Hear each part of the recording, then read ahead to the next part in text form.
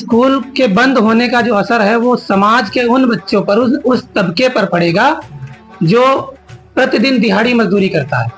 दिहाड़ी मजदूरी करने के साथ साथ वो अपनी दिनचर्या जो चला रहा है, जो इतनी महंगाई में अपना घर चला रहा है, उसके पास देखा जाए तो किताबें खरीदने के लिए, बच्चों की कॉपी खरीदने, किताब के पास कॉपियां नहीं।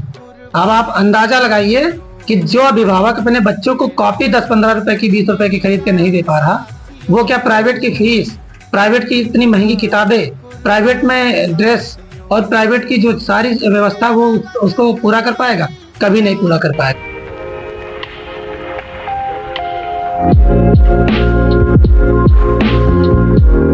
नमस्कार, आप देख रहे हैं MDTV भारत। इस वक्त बाराबंकी निदोरा ब्लॉक अमरसंडा में मौजूद हैं। इस वक्त हमारे बीच काफी लोग मौजूद हैं। आइए इनसे कुछ बातें होंगी और जो ग्रामीण क्षेत्र में जो प्राइमरी स्कूल जो बंद हो रहे हैं, आइए जानने की कोशिश करेंगे कि इस पर जनता का, अभिभावक का क्या संदेश है। जी सर। ये जैसा आप देख रहे हैं कि हमारे इस इंडिया के अंदर स्कूल ग्रामीण बंद हो रहे हैं, तो इसका सबसे यही प्रस्ताव है कि सरकार चाहती है कि हम गरीबों के बच्चे बिल्कुल पढ़ें ना, और अगर उचित जो प्राइवेट स्कूल हैं उनमें हम लोग इतनी फीस नहीं दे पाएंगे। जो प्राइवेट स्कूल की उचित मान्यता है, जैसे ड्रेस, किताबें और उसकी फीस हम लोग मजदूरी करके दे नहीं पाएंगे, और हम जो सरकारी में बच्चों को उचित शिक्षा दे रहे थे वो सरकार हमें देने नहीं देगी। इसलिए सरकार चाहती है कि हम गरीबों के बच्चे ना पढ़ें, और हम गरीबों के बच्चे अगर पढ़ेंगे नहीं तो वो सवाल जवाब करेंगे नहीं। जब सवाल जवाब नहीं करेंगे तो नौकरी का मांगेंगे नहीं, जब शिक्षा नहीं होगी तो नौकरी नहीं मांगेंगे। सरकार जो है प्राइमरी स्कूल बंद तो कर रही है, लेकिन एक बड़ा स्कूल खोलने जा रही है। इस पर क्या आपकी चर्चा, क्या राय है? सरकार जो ग्रामीण क्षेत्र के स्कूल सरकारी बंद कर रही है, उससे हमारे जो निचले तबके के लोग हैं उनके बच्चे पढ़ने से रह जाएंगे, शिक्षा नहीं पा पाएंगे, क्योंकि अपने गांव से अधिक दूर जाने के लिए बच्चों को साधन और इन सब की अभाव रहेगा, जिससे शिक्षा से दूर हो जाएंगे। सरकार इस सब चीज को एक प्रकार से ग्रामीण क्षेत्र के बच्चों को दूर रखने, शिक्षा से दूर रखने का ही काम कर रही है कि शिक्षा से वो बाधित रहें। जी सर, आप क्या कहना चाहते हैं, या जो स्कूल बंद हो रहे हैं क्या ठीक है? सबसे पहले आपके श्रोताओं को नमस्कार। जो स्कूल बंद हो रहे हैं, इसमें जो है बहुत बड़ी राजनीति है। आपने भी सवाल किया कि जो ये प्राइमरी स्कूल बंद होकर के एक नया स्कूल खोला जाएगा, तो इसमें भी बहुत बड़ी राजनीति, मेरी नज़रिए में बहुत बड़ी राजनीति है। कि मैंने तो ये भी जानने की कोशिश की है कि ये जो स्कूल खुलेंगे इसमें ये प्राइमरी स्कूल बंद करके जो नए स्कूल खोले जाएंगे, इसमें सरकार की रणनीति ये भी हो सकती है कि जो बच्चे इसमें पढ़ेंगे आने वाले टाइम पे, हो सकता है सरकार इन स्कूलों के माध्यम से जिनके बच्चे स्कूलों में पढ़ेंगे उनको हो सकता है कुछ फंड दे। मान लीजिए या महीने का 500 या 1000 रुपया। और तो यहाँ से एक बात उठेगी कि जब प्राइवेट स्कूलों से 1000 रुपया जब लोगों को मिलेगा तो कौन चाहेगा सरकारी स्कूल में पढ़ाना।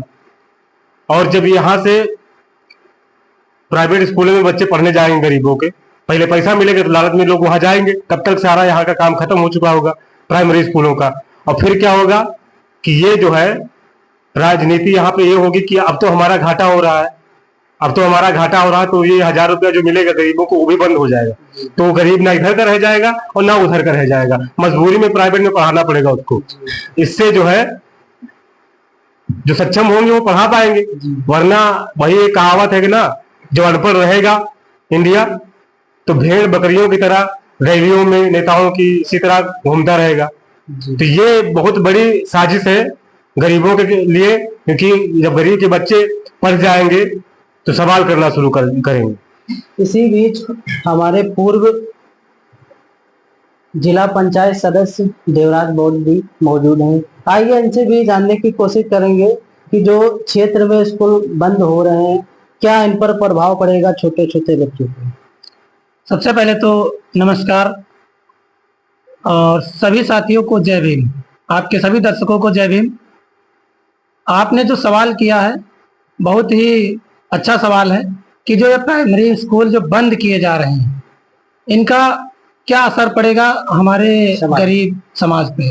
क्योंकि देखा जाए तो सरकारी स्कूलों में पढ़ने वाले बच्चे SC ST और OBC के कुछ समुदाय से जो आने वाले कुछ जातियां हैं, कमजोर जातियां, उन्हीं से ही बच्चे पढ़ रहे हैं।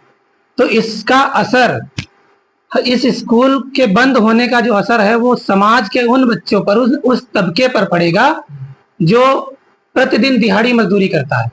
दिहाड़ी मजदूरी करने के साथ साथ वो अपनी दिनचर्या जो चला रहा है, जो इतनी महंगाई में अपना घर चला रहा है, उसके पास देखा जाए तो किताबें खरीदने के लिए, बच्चों की कॉपी खरीदने, किताबें सरकारी में मिल जाती है स्कूल में, स्कूल की तरफ से, सरकार की तरफ से, लेकिन उनके पास कॉपियां नहीं। अब आप अंदाजा लगाइए कि जो अभिभावक अपने बच्चों को कॉपी 10-15 रुपए की, 20 रुपए की खरीद के नहीं दे पा रहा, वो क्या प्राइवेट की फीस, प्राइवेट की इतनी महंगी किताबें, प्राइवेट में ड्रेस और प्राइवेट की जो सारी व्यवस्था वो उसको पूरा कर पाएगा? कभी नहीं पूरा कर पाएगा।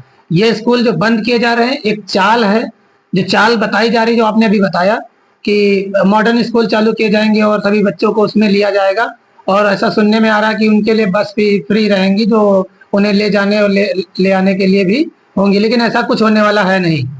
ये स्कूल बंद होने पर कोई विरोध ना हो इसलिए ऐसे जुमले दिए जा रहे हैं। स्कूल ये बंद किए जाएंगे और उसके बाद ये जो स्कूल की जगह, क्योंकि जगह तो चली नहीं जाएगी, जगह तो ऐसी रहेगी, ये जगह अडानी ग्रुप खरीदेगा, अंबानी ग्रुप खरीदेगा, और इस जगह पर फिर वो अपना स्कूल चलाएंगे प्राइवेट। क्योंकि आपने देखा होगा, न्यूज आई है कि अडानी जो है वो स्कूल भी खोलने वाले हैं अपने ग्रुप की तरफ से।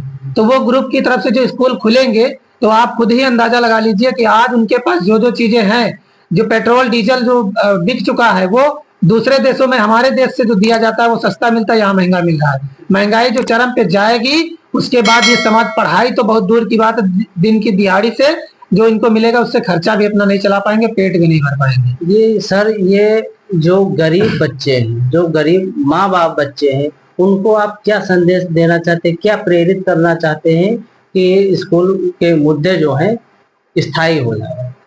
देखिए, ये जो तर्क दिया जा रहा सरकार की तरफ से कि स्कूल में बच्चे नहीं, इस वजह से हम स्कूल बंद कर रहे हैं, लेकिन आप स्कूल में जा करके देखेंगे उनके रजिस्टर को तो उसमें 400-500 बच्चों का नाम चढ़ा हुआ है, बस बच्चे नहीं जाते हैं। तो ये कहीं ना कहीं टीचर की तो गलती है ही, लेकिन अभिभावक की भी गलती उतनी ही है, बल्कि उससे ज्यादा है। क्योंकि हमने देखा है, मैं खुद एक शिक्षक के तौर में काम करता हूँ समाज के बीच, मैं देख रहा हूँ, मैंने देखा है कि बच्चा अगर एक बार अभिभावक से कह देता, अपने माता पिता से कह देता हमारा स्कूल जाने का मन नहीं है, तो अभिभावक का कहना होता है कोई बात नहीं, मत जाओ, हमें इससे कोई मतलब नहीं, तुम खेत जाओ, तुम बकरी लेके जाओ, तुम गाय भैंस चराने जाओ, तुम घास लेने जाओ, लेकिन वो ये नहीं कहेंगे एक बार डंडी उठा के कि नहीं तुम्हें स्कूल जाना है। ये कमियां हैं। जो प्राइमरी स्कूल बंद हो रहे हैं, 50 बच्चों से कम वाले भी बंद हो रहे हैं, हाँ, इस पर आपकी क्या है?